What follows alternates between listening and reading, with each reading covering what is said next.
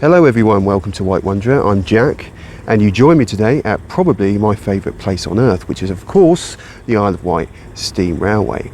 Now this place is a steam nerd's dream and also has some of the oldest rolling stock of any heritage railway in Britain. But today I'm here for one locomotive in particular, which has just turned up in fact, and that is of course Freshwater.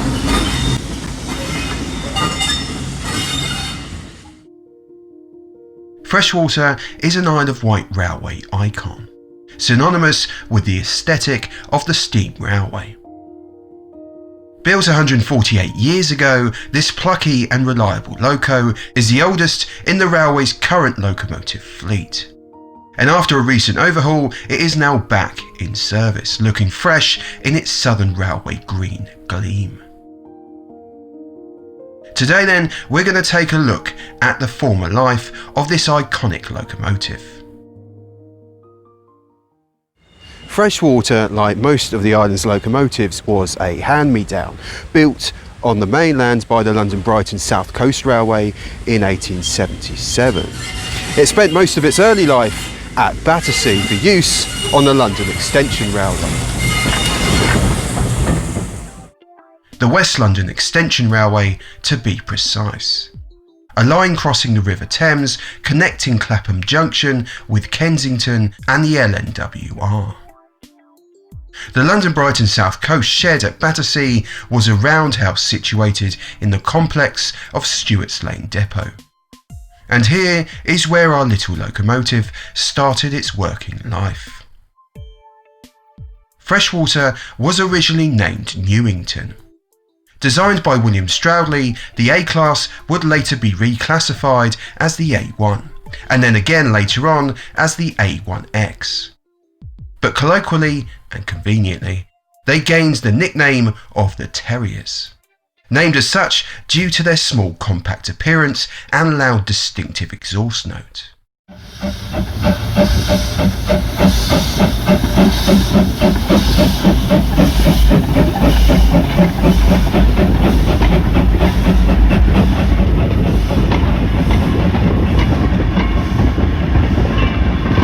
Now the Terriers as a class were highly successful as a locomotive, hence their unusually long service life, and quite early on in their careers other railways in the south also noticed this potential.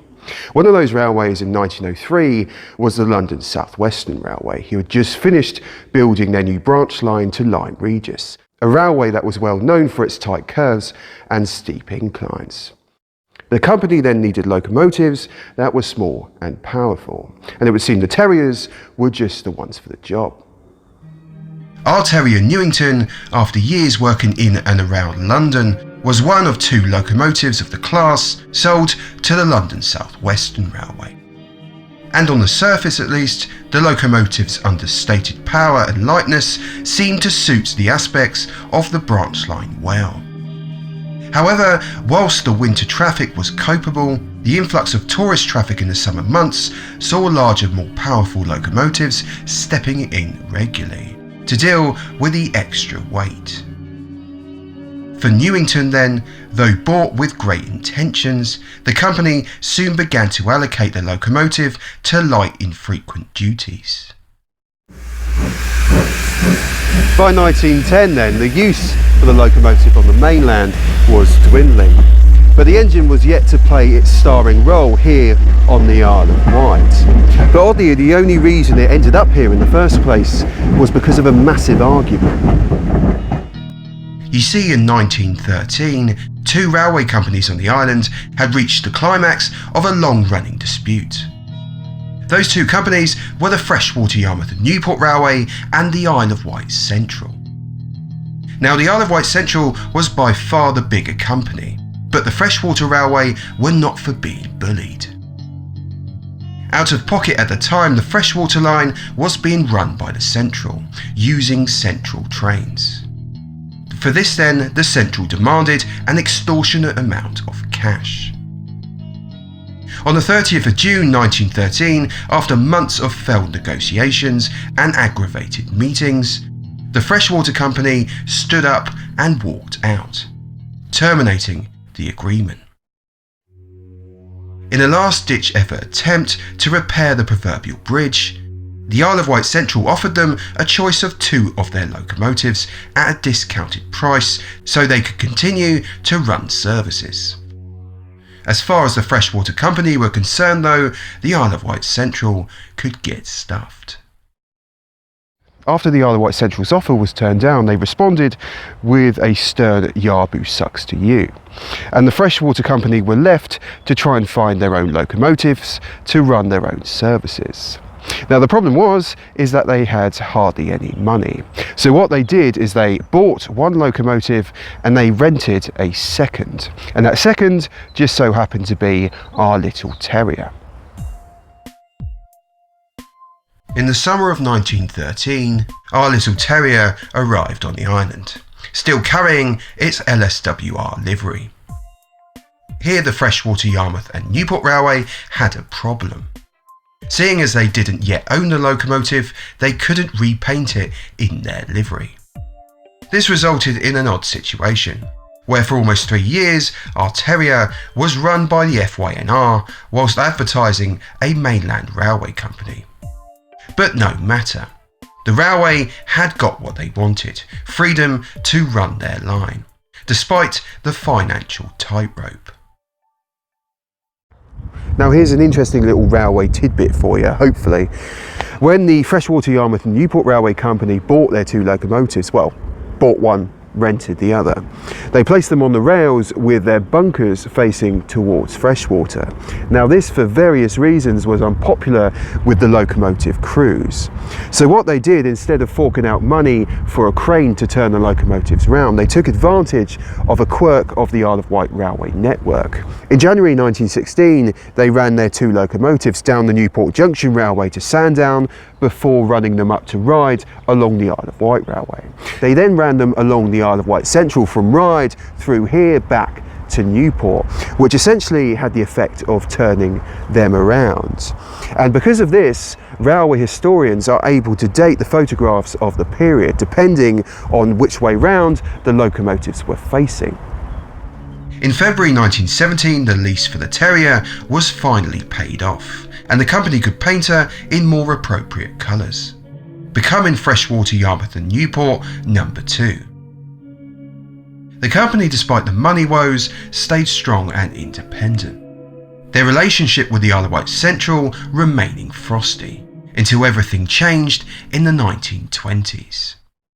The Freshwater, Yarmouth and Newport Railway Company was stubborn even to the end. In January 1923, when the rest of the UK's railway network amalgamated into the Big Four, they refused to play ball, and they took the case to tribunal. Unfortunately though, this did little but prolong the inevitable, and in September the Southern Railway took over the line.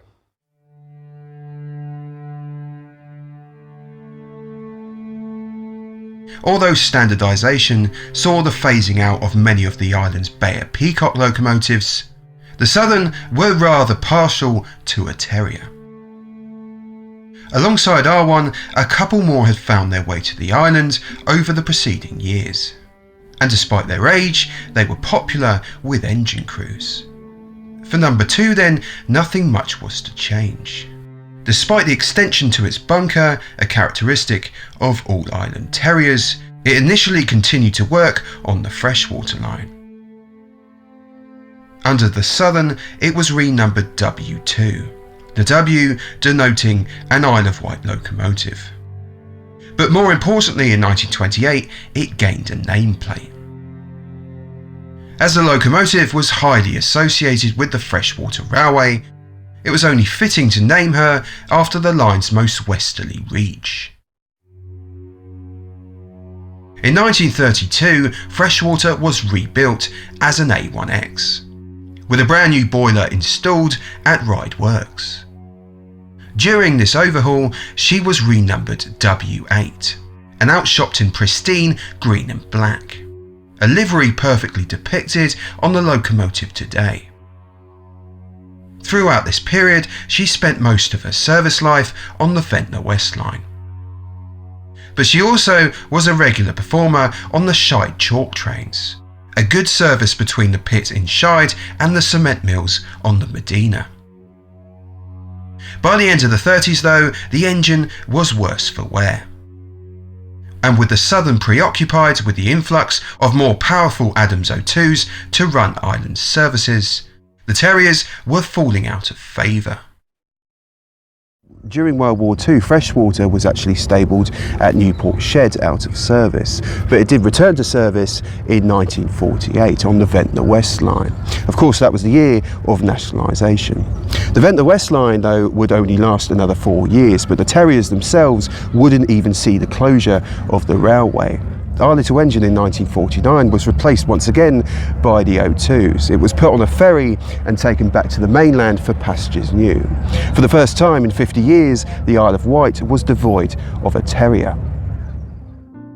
Arriving in Eastleigh, Freshwater received a light overhaul, before being stripped of her nameplates and renumbered as British Railways 32646. She was then moved to Fratton Shed, for use on the Hayling Island Railway, a picturesque branch line from Havant, following the western contours of the island south to the line's terminus. Our little engine joined an army of other little terriers working the line, known locally as the Hayling Billy.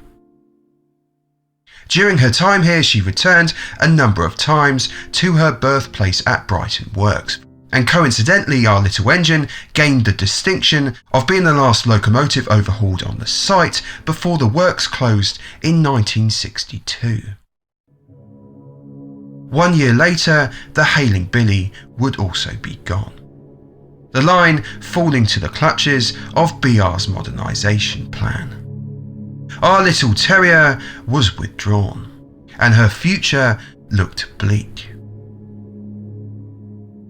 After various attempts to secure the locomotive's future in preservation, all of which failed, in 1966 it was finally bought by none other than Brickwoods, the brewery in Portsmouth. Now, Brickwoods were opening a pub on Hayling Island called the Hayling Billy, and they thought naturally that the terrier would make a great pub sign. In as early as June of that year, Brickwoods had already opened the public house, and Freshwater took pride of place on a plinth outside the front, now re-guised in its original state as Newington. And here it stayed for a number of years, being admired by many a beer-goggled boozer.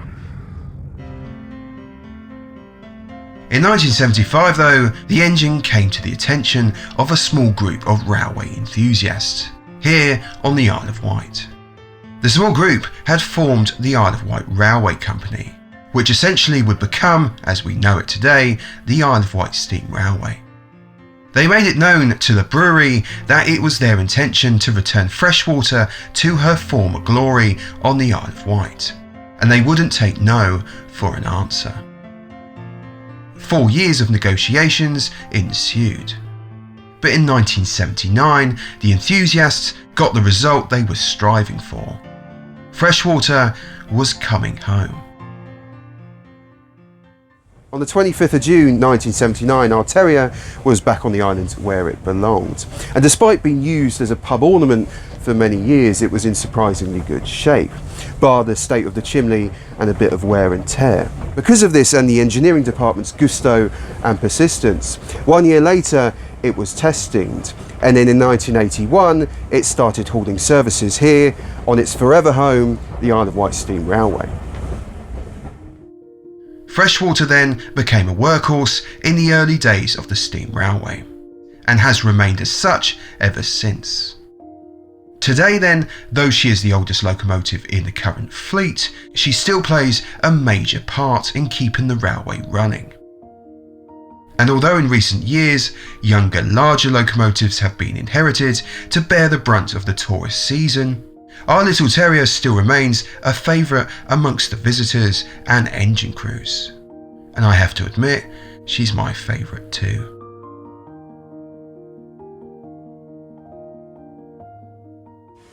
Anyway, that was the history of Freshwater. I do hope you've enjoyed this video. If you have, then why not visit the Isle of Wight Steam Railway this year, where Freshwater will be running various services to celebrate Railway 200. If you do fancy a visit, I might just see you there. Anyway, thank you very much for watching, and we will see you again very soon.